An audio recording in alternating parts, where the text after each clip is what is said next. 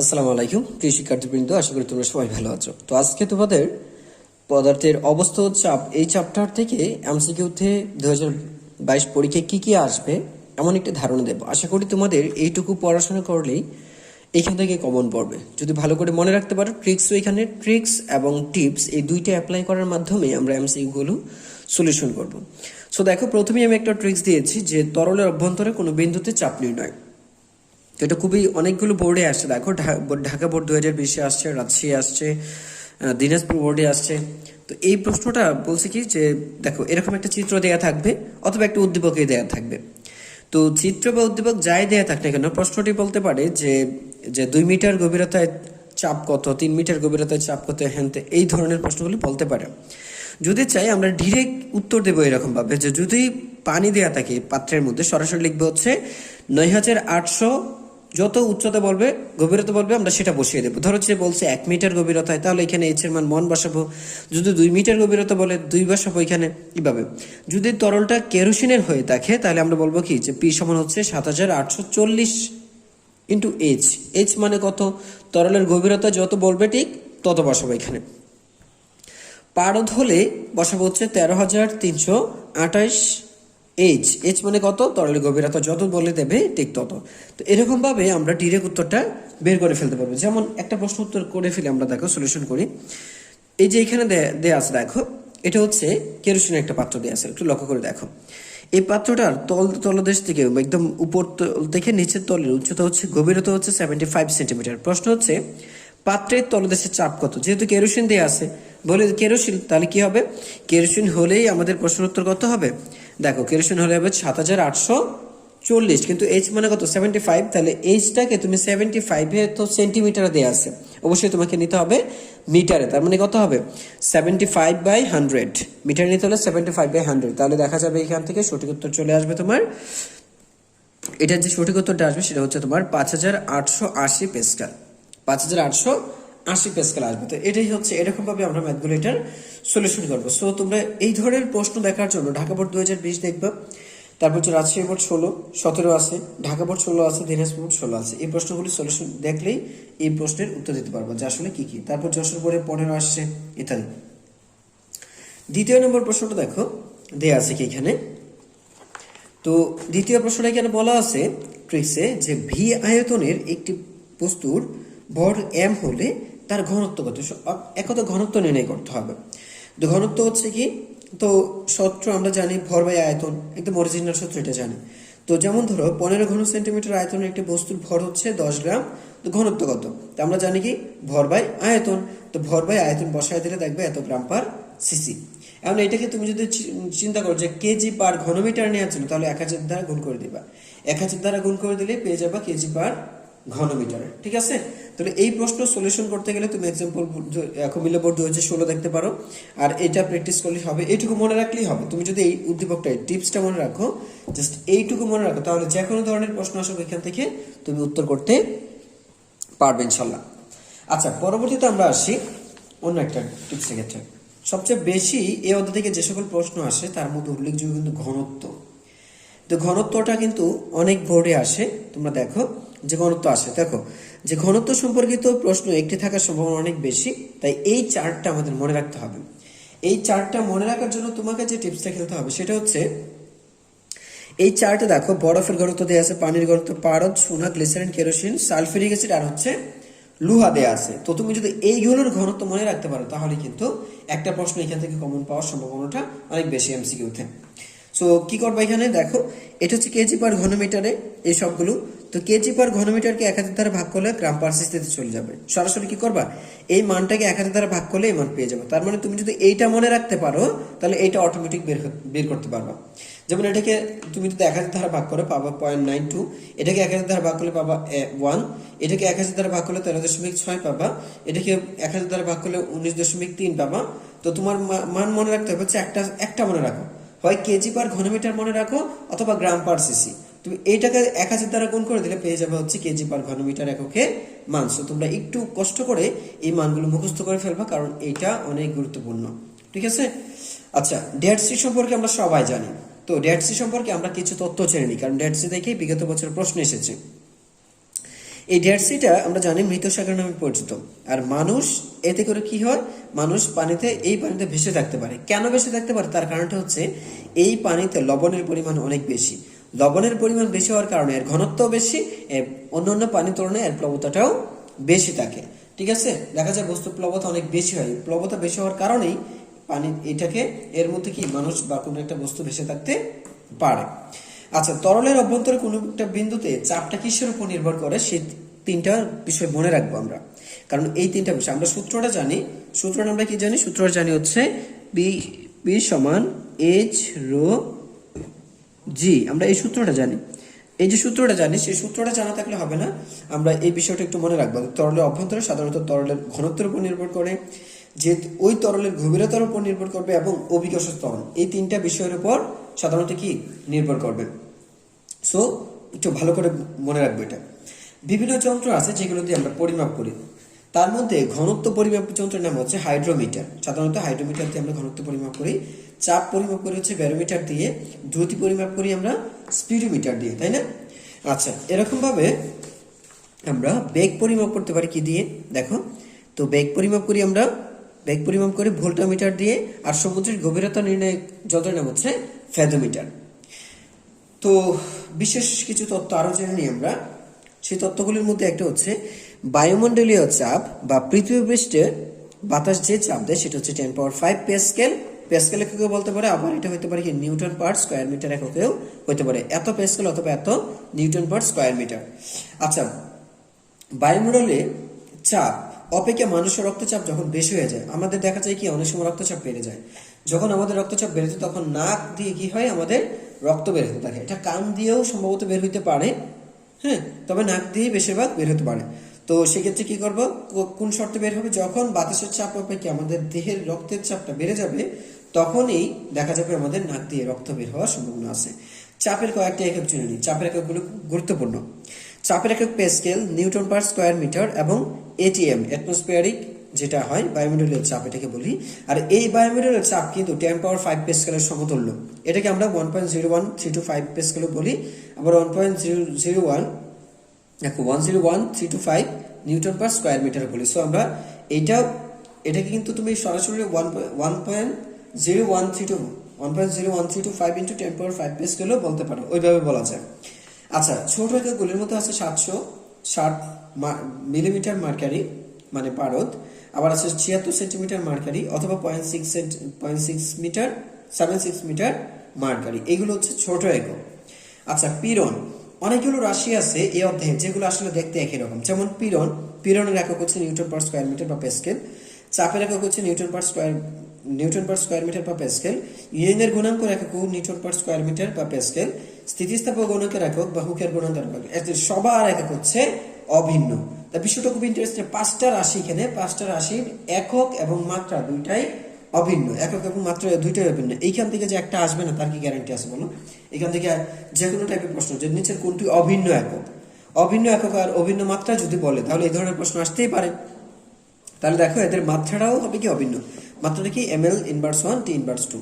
তো এই 5টা রাশির মাত্রা এবং একক সবই কি অভিন্ন, মনে রাখবে। এটাও একক বা প্যাসকেলও এদের একক হতে পারে।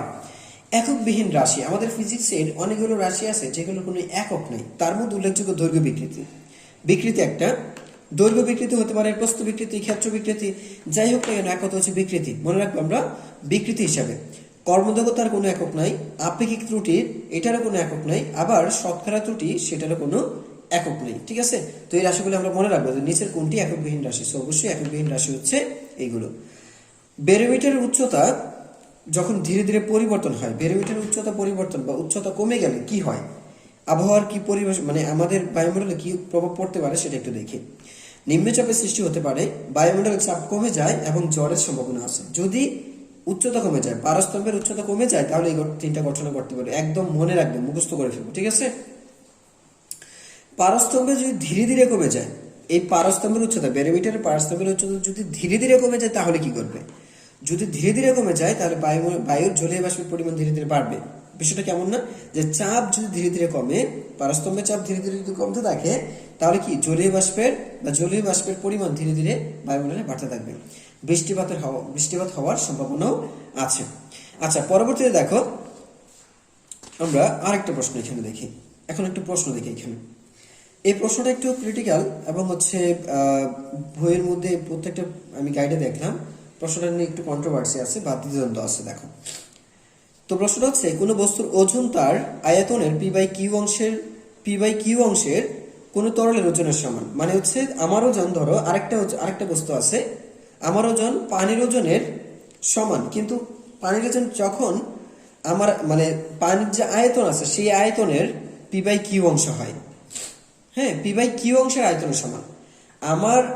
আমার ওজনটা হবে পানির পি/কিউ অংশের আয়তনের ওজনের সমান। মানে সম্পূর্ণ পানি না, একটা পুকুরের তো অনেক পানি থাকবে, কিন্তু তার ওই পুকুরের একটা অংশের ওজনের সমান হবে আমার ওজন, তাই না? ঠিক ওরকম বুঝাইতে পারি। আচ্ছা, এখানে পি ও কিউ হচ্ছে দুটি সংখ্যা মাত্র, দুটি ধ্রুব সংখ্যা। শর্ত হচ্ছে পি যদি কিউ এর চেয়ে বড় হয়ে যায় তাহলে বস্তুটা সম্পূর্ণ ডুবে যাবে। তাহলে বস্তুটা মানে আমাকে যে অংশের মধ্যে পানিতে রাখা হবে তাহলে আমি ডুবে যাবো কিনা বেশি থাকবো সেটা ডিপেন্ড করবে এই এই আয়তনটার উপরে। যদি পি কিউ এর চেয়ে ছোট হয় তাহলে আংশিক নিমজ্জিত থাকবে, ভাসবে, আংশিক নিমজ্জিত অবস্থায় এটা ভাসবে। আর যদি দেখো যে পি সমান কিউ হয় তাহলে সম্পূর্ণ নিমজ্জিত থাকবে। সম্পূর্ণ কিভাবে থাকবে? নিমজ্জিত থাকবে।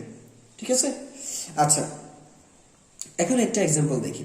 একটি বলের ওজন তার আয়তনের 3/4, দেখো বলের ওজন আয়তনের 3/4 কোন তরলের ওজনের সমান।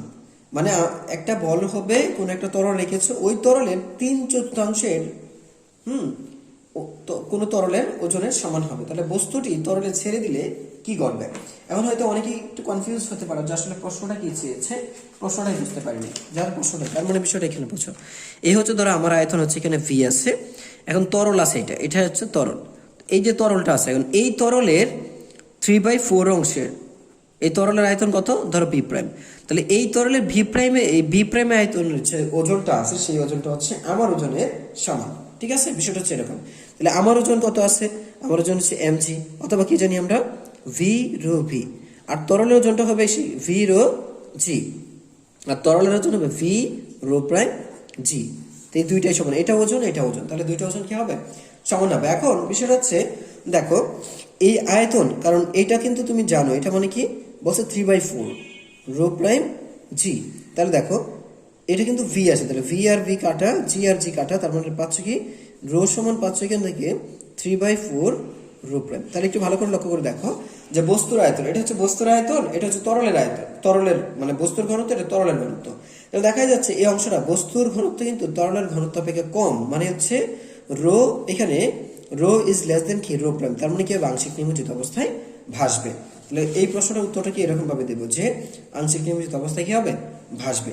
আর যদি দেখতাম এখানে এরকম হয়ে গেছে, যদি দেখতাম এখানে 4/3, তার মানে কি বলতাম? তাহলে বলতাম কি যে P rho is greater than rho prime, তার মানে তরল অপেক্ষায় বস্তুর ঘনত্ব বেশি, তার মানে এটা ডুবে যাবে, সম্পূর্ণ ডুবে যাবে। আচ্ছা, পরবর্তী দেখো। তাহলে এই প্রশ্ন যদি আরেকটু প্রশ্ন সলিউশন করতে চাও তাহলে তোমরা দেখবে যে দিনাজপুর বোর্ড 2015। অবশ্যই প্রশ্নটা একটু কন্ট্রোভার্সি আছে। প্রশ্নটা হবে হচ্ছে আংশিক নিমজ্জিত অবস্থা ভাসবে, সেখানে উত্তরটা ভুল দেওয়া আছে, একটু দেখে নিও। আর যদি মনে হয় যে না ভাই আপনারটা ভুল, তাহলে অবশ্যই আমাকে জানাবা, কারণ এটা দিয়ে আমি একটু কনফিউশনে আছি। ঠিক আছে, কারণ সকল গাইডে উত্তর দিছে একভাবে, কিন্তু আমার কনসেপ্ট যাচ্ছে উল্টো দিকে। তো আমাকে একটু জানাবা তোমাদের কনসেপ্টের কথা। এই প্রশ্ন নির্দিষ্ট ঘনত্বের তরলের গভীরতা H1 হলে H2 চাপ, H1 হতে H2 চাপ মানে বাড়ালে চাপ কত গুণ বাড়বে? তো সূত্র হবে কি হতো P2 সমান H2/H1 ইন্টু P1। তো দ্বিতীয় চাপ কত গুণ হবে সেটা বের করার জন্য, যেমন ধরো নির্দিষ্ট তরলের ঘনত্বের গভীরতা 4 মিটার হতে 16 মিটার বাড়ানো হলে চাপ কত গুণ হবে? তাহলে চাপ হবে P2 সমান হবে 16/5, 16/4 ইন্টু P1, তার মানে কত 4 গুণ বেড়ে যাবে। ডিরেক্ট বের করে ফেলতে পারবো। ঠিক আছে, জাস্ট এটাকে ভাগ করে দিলে হবে। এই 16কে 4 দ্বারা ভাগ করলে যেটা পাবো এত গুণ। ধরো এখানে আছে 9, এখানে আছে কত 27, তাহলে 27কে 9 দ্বারা ভাগ করলে কত গুণ? 3 গুণ। এই 3 গুণ চাপ বেড়ে যাবে। ঠিক আছে, আর যদি এরকম বলে যে 4 গুণ মানে হচ্ছে গভীরতা 16 মিটার থেকে 4 মিটার পর্যন্ত কমানো হলো, তাহলে কত গুণ চাপ কত গুণ হ্রাস পাবে? চাপ কত গুণ হ্রাস পাবে? তাহলে 16/4 সমান কত? 4। 16/4 সমান 4ই আসবে ভাগফল, তার মানে 4 গুণ চাপ কমে যাবে। ঠিক আছে, তো এই প্রশ্নের উত্তরের জন্য একটু প্র্যাকটিসের জন্য কুমিল্লা বোর্ড 2016টা একটু দেখে নিবা। আচ্ছা, তারপর দেখো আমরা আরেকটা প্রশ্নের উত্তর দেই। এখানে এমভরের দেখো বলছে এখানে যে এমভরের কোনো বস্তুর আয়তন ভি হলে তার ওজন কত? তো এর ঘনত্ব দেয়া আছে পানি, ধরো যে বছর হিসেবে পানি নিলাম আমরা, তাহলে উত্তর হবে তো ডব্লিউ সমান এমজি। সরাসরি এখানে ঘনত্ব কোনো কাজে লাগবে না, শুধু ভর আর ওজন নিবা, ঠিক আছে? ঘনত্ব এবং আয়তন দিয়ে কোনো কাজ নাই, সরাসরি ভর এবং ওজন এমজি ডিরেক্ট। যেমন 10 কেজি ভরের বস্তুর আয়তন হচ্ছে 100 ঘনমিটার, কেরোসিনের ঘনত্ব এত হলে বস্তুর ওজন কত। এখন এই ঘনত্ব আর আয়তন কোনো ব্যাপারই নেই, এগুলো এটা দিয়ে কোনো কাজই নেই, তুমি সরাসরি করবা কি, তুমি সরাসরি করে ফেলবা এটা দিয়ে, ঠিক আছে? যদিও তুমি ভিডিও যদি করা যায় তবে তুমি করে ফেলবে সরাসরি এটা দিয়ে, তার মানে কত হচ্ছে এমজি, এমজি সমান 9.98। আচ্ছা, আরেকটা প্রশ্ন দেখো এখানে করা আছে যে এত আয়তনের একটি বলের ভর হচ্ছে এত বাষ্পে। আচ্ছা, তাহলে পারদের ঘনত্ব এত হলে বলটির ওজন কত? তো ডিরেক্ট তুমি উত্তরটা একটু কমেন্টে জানিয়ে দিবা যে এটার উত্তরটা কত, তাহলে আমি তোমাদের উত্তরটা অবশ্যই রেসপন্স করবো যে এটা তোমার হয়েছে কি হয় নাই, ঠিক আছে? অবশ্যই সঠিক উত্তরটা জানানোর চেষ্টা করবা। তারপর দেখো এই টিপসটা মনে রাখবা, এই ট্রিক্সটা এর টাইপের মধ্যে আসলেই প্রশ্ন উত্তরটা দিয়ে দিবা। ট্রিক্স 6, এটা হচ্ছে আয়তন ঘনত্বের মধ্যে হচ্ছে ভর এবং আয়তনের মানে হচ্ছে রূপান্তর। 1 লিটার সমান মনে রাখবে 1 কেজি, 1 লিটার বিশুদ্ধ পানির ওজন হচ্ছে 1 কেজি ভর, আর 1000 ঘনমিটার ঘন সেন্টিমিটার সমান হচ্ছে 1 লিটার বা 1 কেজি, ঠিক আছে? অর্থাৎ 100 ঘন সেন্টিমিটার মানে কত? দেখো এখানে 1000, এটা হবে 100 না, এটা হচ্ছে 1000 ঘন সেন্টিমিটার। 1000 ঘন সেন্টিমিটার সমান হচ্ছে 1000 গ্রাম, তাহলে 1 ঘন সেন্টিমিটার সমান কত গ্রাম? 1 গ্রাম। তাহলে এই সম্পর্কটা একটু মনে রাখবা, বাই চান্স কোনো প্রশ্ন যদি আসে তাহলে এখান থেকে উত্তরটা দিতে পারবা। প্লাজমা সম্পর্কে কিছু বিশেষ তথ্য মনে রাখবো আমরা। তো প্লাজমা হচ্ছে চতুর্থ অবস্থা নামে পরিচিত, আর এটা হচ্ছে উচ্চ তাপমাত্রা আয়নিত গ্যাস, সুনির্দিষ্ট আকার ও আয়তন নেই, এর কোনো আকার বা আয়তন, যেহেতু গ্যাস তাই গ্যাসের নির্দিষ্ট আকার আয়তন থাকে না। কণাগুলো তড়িৎ আদান বহন করে, যেহেতু আয়নিত অবস্থা থাকে বলেই দিয়েছে, তাই এরা তড়িৎ আদান বহন করে, অর্থাৎ তড়িৎ পরিবাহী হিসেবে এরা কাজ করতে পারে। চৌম্বক ক্ষেত্রে প্রয়োগ করে এরা নির্দিষ্ট আকার দেওয়া যায়। চৌম্বক ক্ষেত্রে প্রয়োগ করলে যেহেতু এরা আয়নিত অবস্থায় আছে, তারা চৌম্বক ক্ষেত্রে তারা আকৃষ্ট হবে এবং একটা নির্দিষ্ট আকার গঠন করতে পারবে। আচ্ছা, পরবর্তীতে দেখো এটার মধ্যে বস্তুর এই যে আর্কিমিডিসের যে নীতিটা আছে, আর্কিমিডিসের নীতিটা আমাদের জন্য খুবই গুরুত্বপূর্ণ।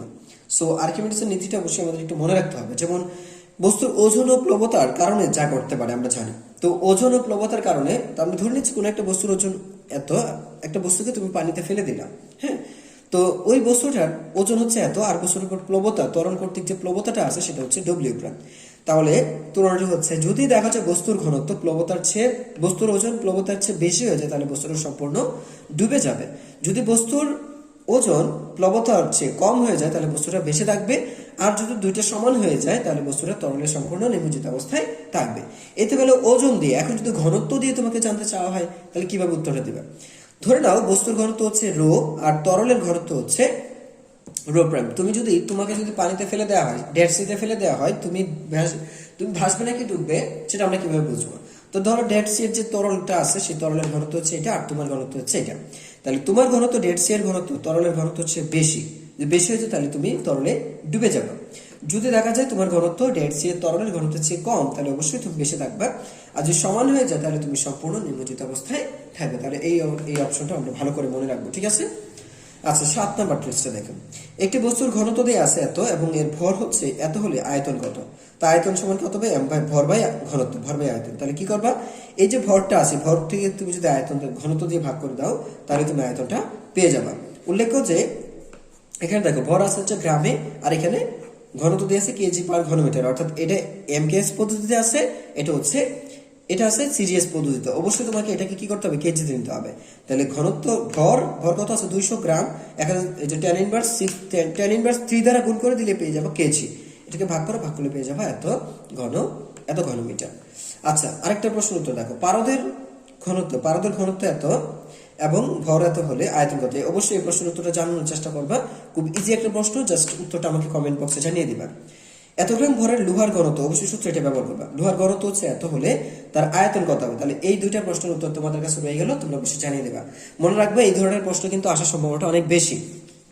আচ্ছা, এন্ড ফাইনালি এইখান থেকে দেখো আমাদের কি থাকছে তাহলে। তো ট্রিক্স হচ্ছে এখানে যে পিস্টনের বল নির্ণয় করো। তো এই পিস্টনে এরকম একটা চিত্র দেয়া থাকবে। সাধারণত চিত্র দেয়া থাকলে এই পিস্টন থেকে তোমার সাধারণত কি করতে হবে? তোমার চাপ নির্ণয় করতে হবে, বা চাপ বলতে পারে, বল নির্ণয় করতে পারে, বা ক্ষেত্রফল বের করতে বলতে পারে। তো সাধারণত তোমাকে বেশিরভাগই আমাদের প্রশ্নগুলির মধ্যে বল নির্ণয় সম্পর্কিত আসে। যদি বল নির্ণয় সম্পর্কিত আসে, তাহলে কিভাবে করবো? এই যে পিস্টনটাতে আছে যদি বলে পিস্টনের বল নির্ণয় করো, ছোট পিস্টনের বল যদি বের করতে বলে তাহলে মনে রাখবে সরাসরি F1 সমান হচ্ছে A1/A2 ইনটু হচ্ছে F2, A1/A2 ইনটু হচ্ছে F2, যেমন চিটাগাং বোর্ড 2015-তে আসছে, তোমরা এটা চেক করে দেখতে পারো, তাহলে পেয়ে যাবো। ঠিক আছে। আর বড় পিস্টনের বল যদি বের করতে বলে তাহলে F2 সমান হচ্ছে A2/A1 সমান হচ্ছে F1, A2/A1 into F1, A2/A1 into হচ্ছে F1। তাহলে এরকম ভাবে আমরা ছোট বা বড় পিস্টনের জন্য বল নির্ণয় করে ফেলতে পারবো। যেমন একটা এক্সাম্পল লক্ষ্য করা যাক, বলে দেওয়া আছে এখানে এই চিত্র দেওয়া আছে, বলছে 20 নিউটনের একটা এই ছোট পিস্টনে 20 নিউটন বল প্রয়োগ করা হয়েছে, আর এর ক্ষেত্রফল হচ্ছে 4 বর্গ সেন্টিমিটার। বড় পিস্টনে গিয়ে কত বল প্রযুক্ত হবে সেটা হচ্ছে, যেখানে বড় পিস্টনের ক্ষেত্রফল হচ্ছে দেখো 40 বর্গ সেন্টিমিটার। ঠিক আছে, 40 বর্গ সেন্টিমিটার। তাহলে আমরা জানি প্রশ্ন হচ্ছে A2/A1 ইনটু F1, তাহলে A2 মানে কত 40 আর A1 মানে কত 4, তার মানে 4 × 40 ভাগ হবে 10, 10 হবে এখানে, তাহলে 20 আছে এখানে, তাহলে 10 আর 20 গুণ করলে হবে 200, তার মানে আমাদের উত্তর পাবো 200 নিউটন। তোমরা একটু প্র্যাকটিস করবে হচ্ছে 2000 চিটাগাং বোর্ড 2015 একটু চেক করবা। ঠিক আছে। ট্রিক্স 9, 70 কেজি ভরের মহিলার এক পায়ের তলদেশের চাপ, তেলদেশ না এটা তলদেশ, মিস্টেক হয়েছিল, ক্ষেত্র বলছে 200 বর্গ সেন্টিমিটার। দুই পায়ে দাঁড়ানো অবস্থায় তিনি কি পরিমাণ বল অনুভব করবেন? তিনি F হচ্ছে P এ পরিমাণ বল অনুভব করবেন, আর সেটা দিনাজপুর বোর্ড 2015 এবং যশোর বোর্ড 2015 দেখলেই বুঝে যাবে। তাহলে অবশ্যই আমাকে জানিয়ে দেবে এটার উত্তরটা কত আসে। ঠিক আছে। তো এই ছিল তোমাদের ট্রিক্সের। আরেকটা বিষয় কিছু বলে দিচ্ছি, যে এই চ্যাপ্টারে তোমাদের এই পিস্টন কর্তৃক যে কাজ হবে সেই কৃত কাজ সবসময় উভয় পিস্টনের সমান থাকবে, মনে রাখবা। এখানে চাপ সমান, খুব গুরুত্বপূর্ণ 3টা নোট বলতেছি, উভয় পিস্টন কর্তৃক ক্ষমতা সমান, দুইটা পিস্টনের ক্ষমতা সমান, দুইটা পিস্টনের ভেতরে চাপের পরিমাণ সমান এবং দুইটা পিস্টনের কৃত কাজের পরিমাণও সমান। তাহলে উভয় পিস্টনের কিন্তু কর্মদক্ষতাও কি হবে? সমান হবে। ঠিক আছে। তো মাথায় রাখবো আমরা এই বিষয়গুলো, 4টা বিষয়, এই দুইটার কৃত কাজ সমান, দুইটার ক্ষমতা সমান এবং দুইটার চাপের পরিমাণও সমান। যদি চাপ দেয়া হয়, এই পিস্টনের চাপ বাড়ানো হলে সমানভাবে চাপটা সঞ্চালিত হবে এবং এটা কি হবে? মনে রাখবা এটা সবসময় কি হবে? সমানভাবে সঞ্চালিত এবং এটা লম্ব বরাবর গিয়ে আঘাত করবে। এই বিষয়গুলো খুব মনোযোগ সহকারে লক্ষ্য রাখবা। সবাই ভালো থেকো, আল্লাহ হাফেজ। এই ছিল আমাদের এমসিকিউ এর সাজেশন, তো ভালো করে পড়ে রাখবা। আর এইগুলো প্র্যাকটিস করার পরে চেষ্টা করবা 2015 থেকে 2021 সালের প্রশ্নগুলো একবার চোখ বুলিয়ে দেখার। ঠিক আছে। তাহলে আশা করি আরো বেশি ইজি হয়ে যাবে তোমাদের জন্য।